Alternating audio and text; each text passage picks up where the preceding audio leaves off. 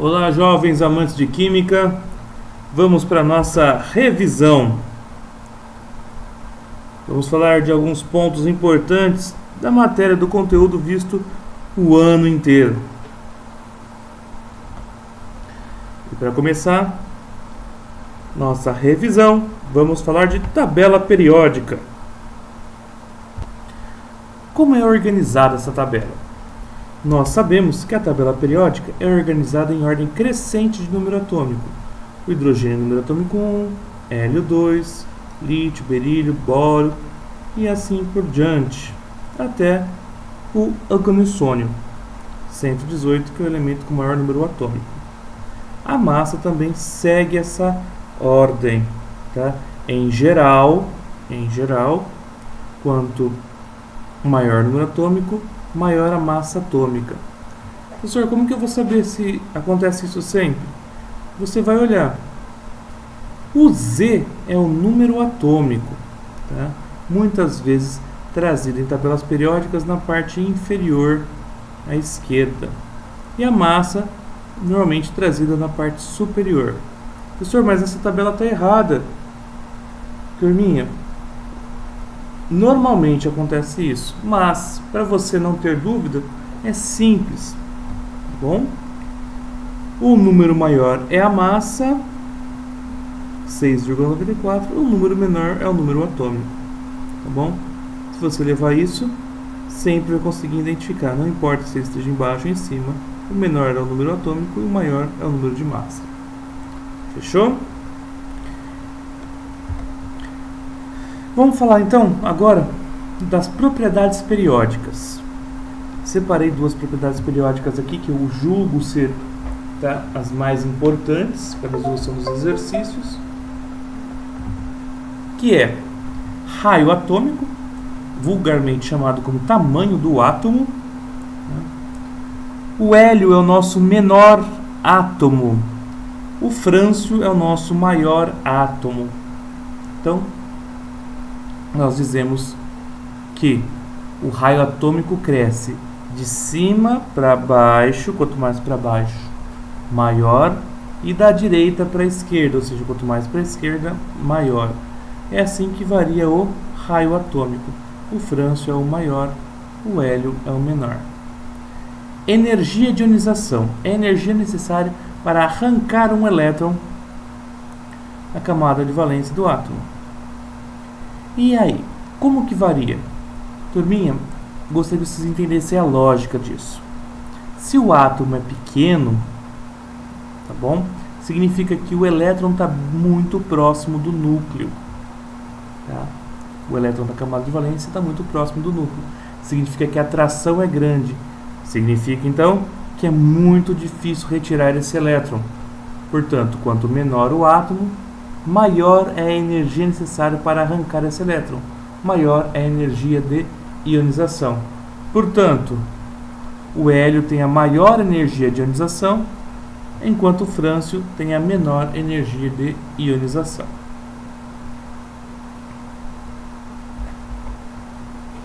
Como é dividida a tabela periódica? Depois que a gente estudou distribuição eletrônica, nós sabemos que os elementos terminados em S e P são conhecidos como elementos representativos, tá? Então todas essa coluna, primeira e segunda coluna, metal alcalino terroso, a distribuição eletrônica termina em S. Mais especificamente, todos da primeira coluna terminam em S1, todos da segunda coluna terminam em S2. Aqui, P1, P2, P3, P4, P5 e P6. Sim, o L é uma exceção, a partir do neônio. Professor, então por que ele está aqui?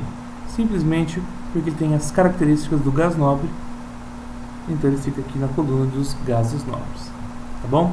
Todos aqui S, todos aqui terminam em P, são conhecidos como elementos representativos. Os elementos aqui do meio da tabela periódica são os elementos terminados em distribuição eletrônica em D, são os metais de transição. Nós estudamos eles um pouco no ensino médio, mas os elementos, tá, aqui de baixo são os metais de transição interna. Poucos exercícios trabalham com eles, tá bom? Mas qualquer elemento que a distribuição eletrônica terminar em F, está aqui embaixo. Agora vamos falar de ligações químicas. Vamos lá? Isso daqui, ó, eu estou generalizando. Existem as exceções, mas em geral, se o elemento tem 1, 2 ou 3 elétrons na camada de valência, ele é considerado um metal. Se ele tem 4, 5, 6 ou 7 elétrons na camada de valência, é considerado um ametal. 1, 2 e 3 na camada de valência metal, 4, 5, 6 ou 7 ametal. E agora eu tenho os tipos de ligações. Então vamos lá. Quando que eu tenho uma ligação iônica? Então quando eu tenho uma ligação iônica? Quando eu tenho um metal ligado a um ametal. Ou seja, um elemento que possui 1, 2 ou 3 elétrons na camada de valência ligado a um ametal. Ou seja, um elemento que possui 4, 5, 6 ou 7 elétrons na camada de valência. Característica dos metais. Os metais gostam de doar elétrons, os ametais gostam de receber elétrons. Então, um gosta de dar, o outro gosta de receber. Existe então essa transferência de elétrons, é a característica da ligação iônica. Os compostos iônicos têm altos pontos de fusão e ebulição. Tá? Eles conduzem corrente elétrica quando fundidos, ou seja, quando estão derretidos no estado líquido ou em meio aquoso. O metal e o hidrogênio também formam uma ligação iônica. A ligação metálica acontece quando eu tenho metal ligado a outro metal. Tá bom? Isso é uma ligação metálica. O que caracteriza, o que é importante falar na ligação metálica? É o mar de elétrons. Tá? A ligação metálica nós podemos entender como vários núcleos, tá, de átomos, ou seja, várias partes com carga positiva, e para estabilizar essa carga positiva, um mar de elétrons em volta desses núcleos. Isso é a ligação metálica, caracterizada pelo mar de elétrons. A ligação covalente, nós temos quando ocorre a ligação entre ametal e ametal e hidrogênio, e hidrogênio e hidrogênio. Aqui há um compartilhamento dos elétrons. Ninguém ganha e ninguém perde esses elétrons, eles são compartilhados. Então é importante conseguir diferenciar qual tipo de ligação que ocorre na estrutura, na molécula, na substância. Tá? Se for uma ligação iônica, essa substância tem algumas características. Ligação metálica tem outras características. Ligação covalente tem outras características. Então é importante saber diferenciar quando ocorre qual ligação. Os compostos covalentes também são chamados de compostos moleculares. Eles podem se apresentar no estado sólido, líquido ou gasoso. Então, foi uma retomada geral. Agora, para resolver alguns exercícios, eu deixei mais específico alguns pontos. Por exemplo, raio atômico é o tamanho do átomo. Como assim o tamanho do átomo? É difícil determinar exatamente o tamanho do átomo, onde termina a sua eletrosfera. Portanto, por definição, o tamanho do átomo foi calculado com base na distância dos seus núcleos. Dividindo essa distância dos núcleos por 2, nós temos então o raio do átomo, ou seja, seu tamanho.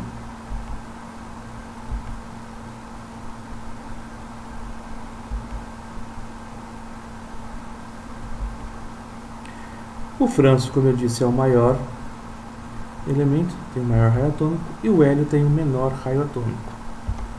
Vamos tentar entender como varia. Este ponto aqui é bem simples, pois o hélio só tem uma camada, já o frâncio tem 7 camadas. E aí dá para tirar uma conclusão. Quanto maior o número de camadas, maior o raio atômico. Então aqui ficou fácil, né? Maior número de camadas, maior raio atômico, extremamente lógico. Agora vamos estudar quando os elementos têm o mesmo número de camadas. O hélio e o hidrogênio. Ambos têm uma camada. Contudo, o hélio é menor. Por quê? Porque nós temos um maior número de cargas positivas atraindo essa camada de elétrons, fazendo com que o átomo fique menor. Portanto, quanto maior o número de prótons no núcleo, mais esses prótons atraem os elétrons da camada de valência, portanto, menor o raio atômico. Então, o raio atômico vai nos ajudar a entender a energia de ionização. Quanto menor o átomo, mais difícil de retirar o elétron, pois mais próximo o elétron estará do núcleo. Vamos lá? Uma distância pequena e uma distância grande. Se o elétron está muito próximo do núcleo, significa que essa atração do próton com o elétron é muito grande. Então é difícil de arrancar o elétron.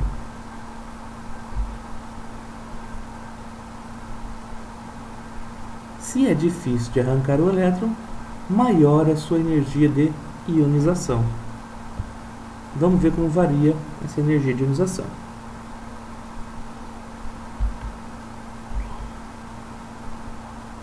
Quanto mais para cima e mais para a direita, maior é a energia de ionização. Professor, dá para retirar mais de um elétron da eletrosfera do átomo? Sim, mas normalmente os exercícios cobram a primeira energia de ionização, tá bom? Uma vez que você conseguiu entender que quanto menor o átomo, maior a energia de ionização, se você precisar retirar mais de um elétron, é só usar os mesmos conceitos que você consegue resolver o exercício, tá? Então guarda aí, ó. Quanto menor o átomo, maior a energia de ionização.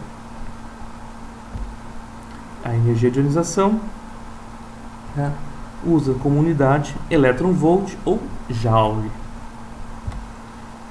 Fizemos então nossa primeira revisãozinha sobre ligações químicas, propriedades periódicas, tabela periódica, e agora a gente vai resolver um exercício. FUVEST.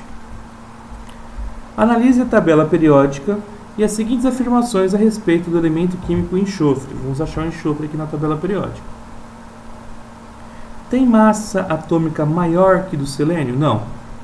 Quanto mais para baixo na tabela periódica, tá? Quanto mais abaixo, maior o raio atômico, maior o número atômico, maior a massa. Portanto, o selênio possui maior massa que o enxofre. Então, o item 1 é falso. O enxofre tem menor massa que o do selênio. Item 2. Pode formar com hidrogênio um composto molecular de fórmula H2S?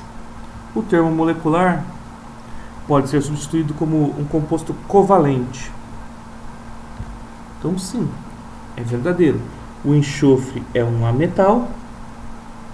Um ametal ligado ao hidrogênio forma um composto covalente, sim. De fórmula H2S, também posso afirmar isso. Estando na família 16, no grupo 16, significa que ele tem 6 elétrons na camada de valência. Precisa então compartilhar 2 elétrons para atingir o octeto, para ficar com 8. Então é verdade, o H2S é o composto formado entre enxofre e hidrogênio. Item 3. A energia necessária para remover um elétron da camada mais externa do enxofre é maior do que para a do sódio? Vamos ver. A energia de ionização está relacionada com o tamanho. Quanto menor o átomo, maior a energia de ionização.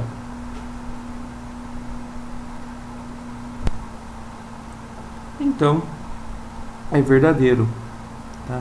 O enxofre ele é menor do que o sódio, portanto, precisa de uma energia maior para arrancar o elétron na camada de valência do enxofre. Então, 3 é verdadeiro. 4. Pode formar com o sódio um composto iônico de fórmula Na3S? Não. O enxofre tem 2 elétrons na camada de valência, precisa de 2 elétrons para alcançar o octeto. Então, ele formaria um composto Na2S, onde ele conseguiria 2 elétrons, tá, dos átomos de sódio, um de cada um. Por isso, Na2S. Então, é falso. Vamos lá? Recapitulando. O 1 é falso. Analisando a tabela periódica fornecida, percebe-se que o enxofre e o selênio estão no mesmo grupo. Portanto, o enxofre que está no terceiro período tem massa atômica menor que a do selênio. Então, item 1, falso. Item 2, é verdadeiro, é possível formar então um composto covalente H2S. 2, verdadeiro. 3, verdadeiro também.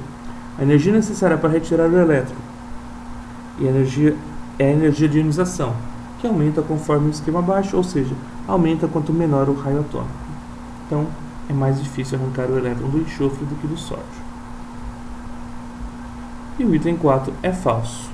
Bom, o enxofre ele precisa de 2 elétrons para se estabilizar e o sódio só fornece 1. Então, para se estabilizar precisaria de 2 sódios e 1 enxofre, formando Na2S e não Na3S. Somente 2 e 3 estão certos. A alternativa correta é a alternativa C. Então, nossa revisãozinha de tabela periódica, ligação química, propriedades periódicas, termina aqui. Vamos para o próximo tema.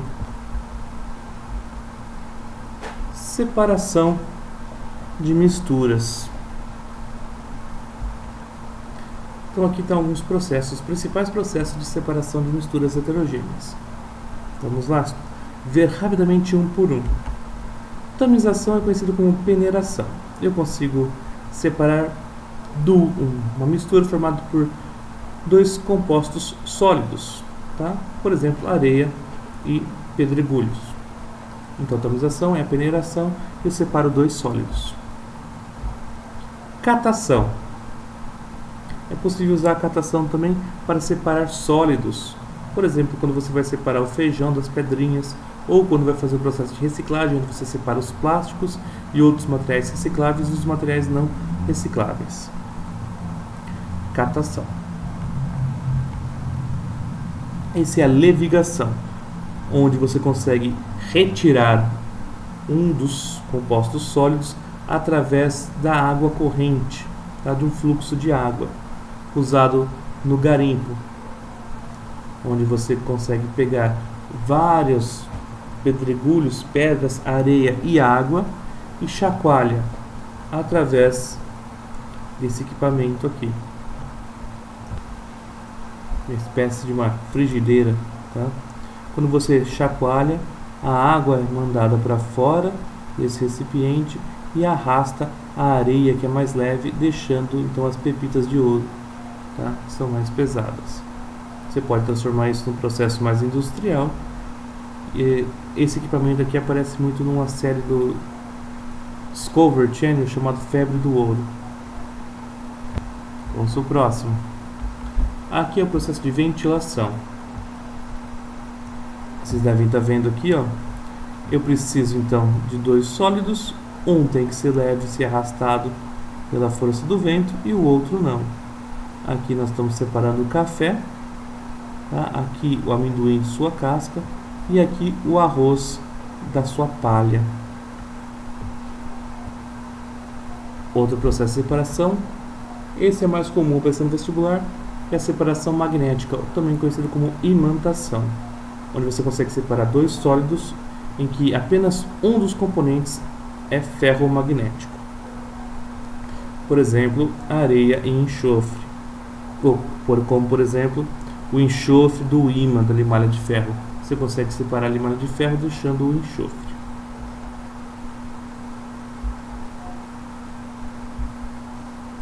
Flotação. Você adiciona, por exemplo, água, fazendo com que uma das substâncias, tá? Um dos componentes da sua mistura, que tem densidade menor que a da água, flutue, deixando o que tem maior densidade embaixo. É um processo de separação, você pode usar para separar, por exemplo, a areia de serragem. Ó, já vimos bastante, né? Vamos agora talvez para o mais importante de todos, que é a filtração comum. Então foca aqui na filtração comum, hein, pessoal? Eu basicamente separo um sólido de um líquido.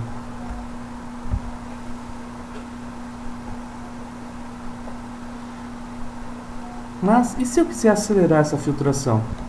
Aí eu tenho a filtração a vácuo e continuo separando o sólido de líquido, só que aqui, ao invés de apenas a força da gravidade puxar o líquido para baixo, eu tenho uma diferença de pressão, faz com que acelere o processo então de filtração. Essa é a filtração a vácuo. Separa as mesmas substâncias, tá? Os mesmos componentes da mistura, porém de forma mais rápida, até mais eficaz. A filtração a vácuo também ocorre, por exemplo, no aspirador de pó, onde eu tenho um filtro e um motor que puxa esse ar, tá? No caso da sua diferença de pressão, e esse filtro retém o sólido deixando passar o gás. Então é possível sim usar a filtração para separar uma mistura sólido e gás. Tá acabando, hein? Decantação aparece muito no processo, por exemplo, de tratamento de água, tá? Um dos processos que é recorrente nos tratamentos de água é a decantação, onde as partículas em suspensão, os sólidos, decantam, deixando o líquido a parte superior. Então essa é a decantação. A decantação pode ser feita separando o sólido de líquido, porém existe a decantação usando o funil de bromo, onde você consegue decantar e separar dois líquidos. Então, esse equipamento é chamado funil de bromo ou funil de decantação.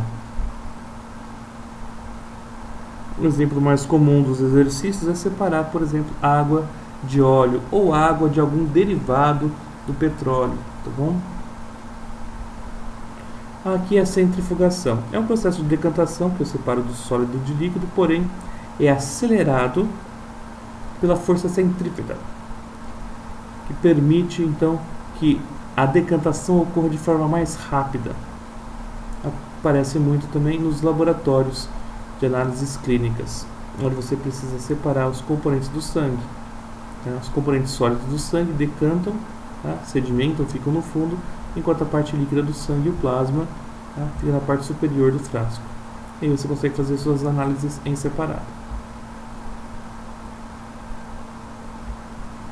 Aqui nós temos a sifonação. A sifonação também pode se encaixar dentro da decantação, porém, dessa vez você usa um sifão para fazer o processo de separação final. A sifonação aparece, por exemplo, quando você quer pegar gasolina de um carro com um tanque cheio e transferir para um outro veículo. Tá? Você já deve ter visto. Você chupa esse caninho, a gasolina sai e você consegue fazer então a retirada da gasolina.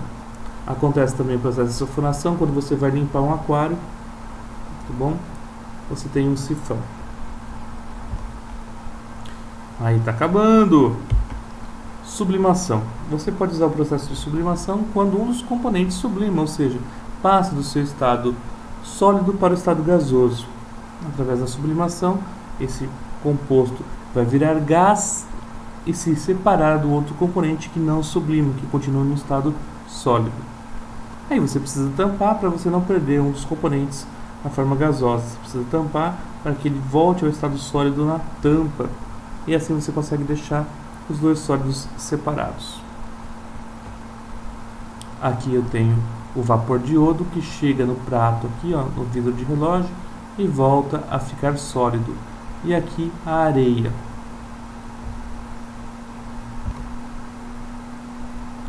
Vamos para o próximo. Fusão fracionada, onde eu aqueço e faço com que apenas um dos componentes se transforme em líquido. Aí eu posso fazer a separação dele jogando o líquido no recipiente e deixando o sólido no outro. Processo conhecido como fusão fracionada. Aqui é o processo de dissolução fracionada, onde eu uso um solvente que dissolve apenas um dos componentes. Tá bom? Aqui eu tenho a mistura de ferro e enxofre em pó e eu uso o disulfeto de carbono que consegue solubilizar um enxofre. Aí eu passo por uma filtração, a parte sólida que é o ferro fica retida no filtro e o enxofre que está solubilizado, o sulfeto de carbono, ele é então evaporado, deixando apenas o enxofre. A gente faz esse processo também para separar, por exemplo, sal de cozinha da areia do mar. Você joga água, solubiliza apenas o sal, faz a filtração, retém a areia, aquece a água com sal, a água evapora e você obtém o sal no final do processo. Aqui nós temos a extração. Com o uso de um solvente adequado, você consegue extrair alguns componentes. Isso aparece aqui no exercício da VUNESP, onde você retira os componentes, tá, solúveis do chá, porque a água quente entra no saquinho de chá, dissolve parte dos componentes e aí nós temos a extração. E aí essa água quente sai do saquinho e esse saquinho serve como um filtro. Tá? Então, quando você vai preparar chá, nós temos a extração, que é a água quente extraindo parte dos componentes das folhas, tá? Esse pozinho aí do chá, e depois impedindo que essa parte sólida saia do saquinho, nós temos a filtração. Então, extração é a capacidade então de dissolver parte dos componentes de uma mistura.